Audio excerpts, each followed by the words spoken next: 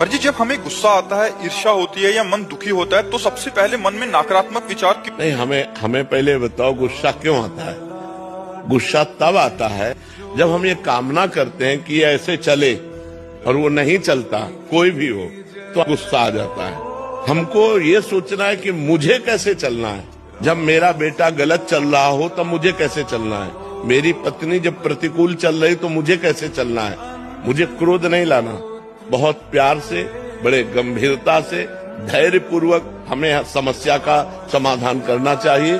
क्रोध से समस्या बढ़ती है, ना कि समस्या का समाधान होता है। जब हम गुस्सा करते हैं तब हमारे द्वारा कुछ ऐसा हो जाता है जिससे समाधान होने की जगह और हम फैल जाते हैं, प्रपंच में फंस जाते हैं। तो मुझे लगता है उस समय नाम जप करके हमको अपने अंदर की सोच को ठीक करनी होगी।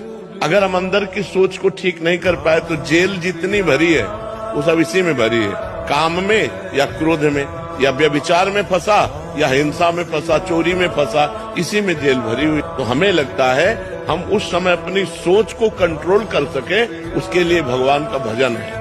भगवान के भजन में बहुत बड़ी सामर्थ्य है और सामने वाले का परिवर्तन क्रोध से नहीं होता, हमारी नम्रता और विनम्रता और सहनशीलता से होता है। एक बार श्री स्वामी एकनाथ जी महाराज महाराष्ट्र के गंगा स्नान करने गए, तो स्नान करके लौट रहे थे तो ऊपर विधर्मी का महल था, गली के ऊपर।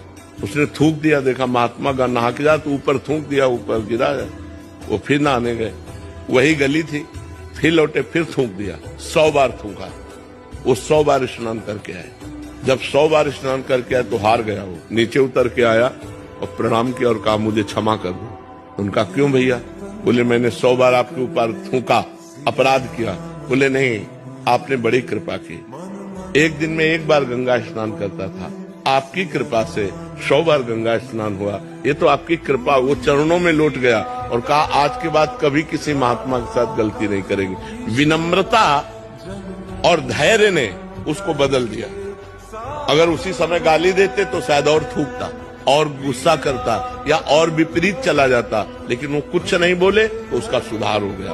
विनम्रता और धैर्य से यदि हम अपनी सोच को कंट्रोल में रखें तो हम किसी का भी सुधार कर सकते हैं। गुस्सा से सुधार नहीं होता, गुस्सा से और हानि हो जाती है। जैसे छोटे छोटे बालकों को आप बार बार प्रताड़ित करते रहे तो उनके अंदर आपके प्रति जो अश्रद्धा पैदा होगी, जब वो जवान होंगे तब वो आपका अनादर करेंगे कि ये बहुत दुष्ट हमारे साथ ऐसा ऐसा करता रहा।